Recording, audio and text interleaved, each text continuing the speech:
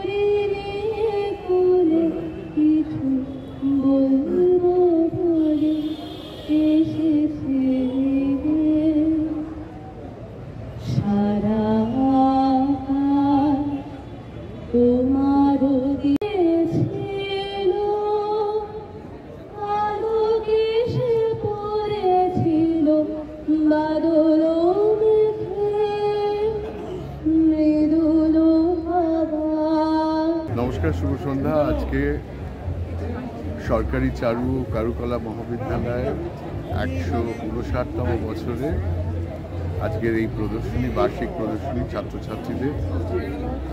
সারা বছর ছাত্রছাত্রীরা মুখিয়ে থাকে এই দিনটার জন্যে, উৎসুক হয়ে থাকে কবে কিভাবে তারা তাদের কাজ দেখাতে পারবে।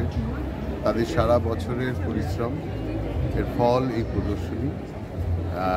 এখানে প্রায় সমস্ত বিভাগের কাজ আছে, আমাদের 8টি বিভাগ, সমস্ত বিভাগেরই কাজ আপনারা এখানে দেখতে পাবেন। আপনারা যারা সরকারি কলেজের প্রাঙ্গণে অভ্যস্ত এই প্রদর্শনী দেখতে, তাদের আমি আহ্বান করব একাডেমি অফ ফাইন আর্টসে আসুন। এখানে নতুন আঙ্গিকে নতুনভাবে এই প্রদর্শনী ডিসপ্লে হয়েছে, আপনারা দেখুন এবং ছাত্রছাত্রীদের উৎসাহিত করুন।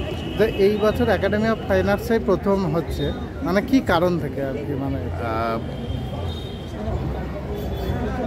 আমরা জানি যে এই শিক্ষা প্রতিষ্ঠানের প্রদর্শনী দেখার জন্য সবাই তার সেই কলেজ প্রাঙ্গণেই পৌঁছে যান, কিন্তু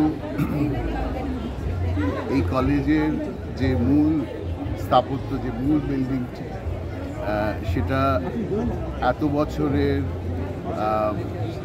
ভারে, এত বছর তার যে সয়েছে এই সময়ের দাপট এবং কালের যে ক্রমান্বয়ে জীর্ণ হয়েছে, তাকে সারানোর জন্যেই আজকে আমরা উদ্যোগী হয়েছি, এবং সেই কারণেই আজকে সেখানে প্রদর্শনীটা করা যায়নি। আমরা আশা করছি সেই কাজ খুব শীঘ্রই সম্পন্ন হবে এবং কলেজের বাকি অনুষ্ঠান আবার যথারীতি চালু হয়ে যাবে।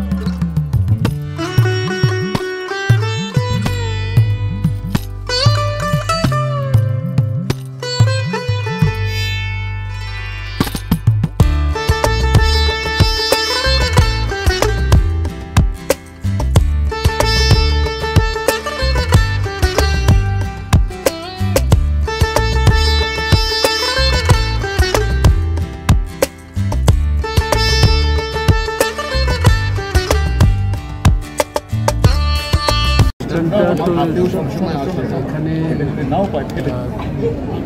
গভর্নমেন্ট আর্ট কলেজের শিক্ষক এবং ছাত্ররা জড়ো হয়েছিল না, ঠিক। এবং তাতে আমরা কলেজের ইতিহাস সম্পর্কে আমরা আলোচনা করলাম এবং পরের দিকে আরও কী হতে পারে, কী করা উচিত, এইসব বিষয় নিয়ে আমরা ভাবছি, দেখা যাক কী করা যায়।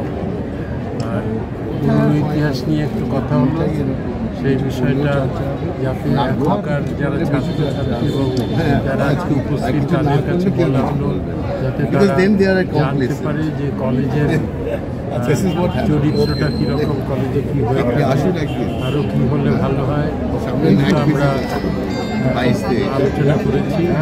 আমার মনে হয় এইসব বিষয়ে আমি একটু আগে বলছিলাম যে কলেজের একটা আর্কাইভ তৈরি হওয়া দরকার। এই আর্কাইভটা যদি হয় তাহলে ইতিহাস সেখানে থাকবে এবং আরও একটি বই করা উচিত ইতিহাস কলেজের পাস্ট নিয়ে, সেই সব নিয়ে যা আমাদের ভবিষ্যতে কাজে লাগবে।